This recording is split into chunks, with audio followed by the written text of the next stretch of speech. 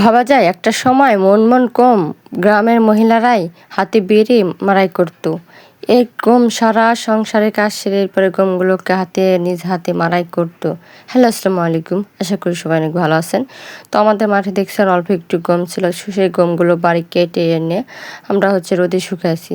আর এখানে ছিল মাত্র 14 আটি গম। এই 14 আটি গমের আমরা 4 দিন সময় নিয়ে এগুলো হাতে বেড়ে গমগুলো বের করছি।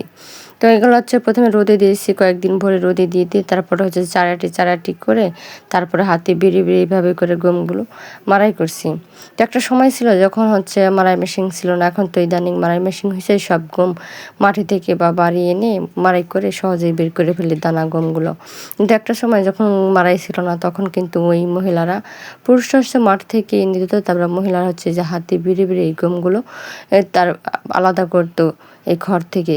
কিন্তু বর্তমান সমাজ অনেক উন্নত হয়েছে, কিন্তু তারপরে এই প্রথম আমি গমগুলো বেড়ে নিলাম। বাট আমি না, আমার মা নিয়েছে, যেহেতু আমাদের অল্প একটু গম, এই গম মাড়াই করা যাবে না, সেহেতু আমরা হাতেই বেড়ে নিলাম।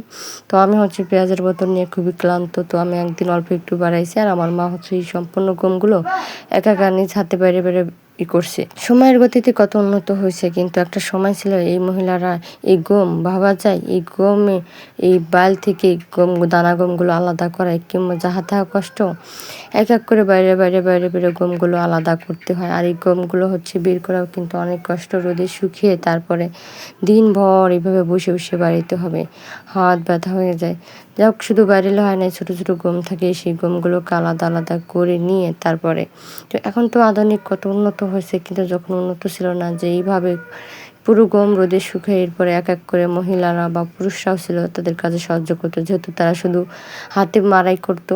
তো এইভাবে করে ছোট হাতুড়ি বানায় নিত, এরপরে এগুলোকে এক করে বাইরে আলাদা করতো। তো দীর্ঘ সময় এইভাবে বানানোর পরে কিন্তু গমগুলো আলাদা হতো। তারপরে এরপরেও অনেক কাজ থাকে, যে ছোটো ওই যে কাক্সের মধ্যে থাকে, এর মধ্যে থেকে গমগুলো আলাদা করে দেখেন বাড়ানোর পর অনেকগুলো গম বেড়েছে। এইভাবে অনেক সময় নিয়ে কাজগুলো করতে হয়।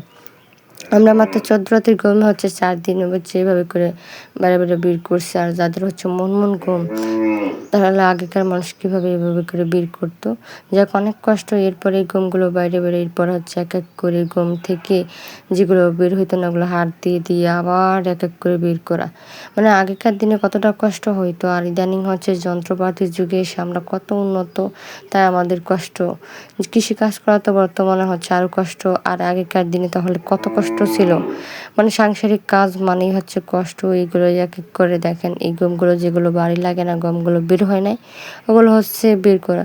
এই ছিল আমাদের গমের বোতল। তো অনেক কষ্ট করে এই 14 আটি গমগুলো আমরা নিয়েছি।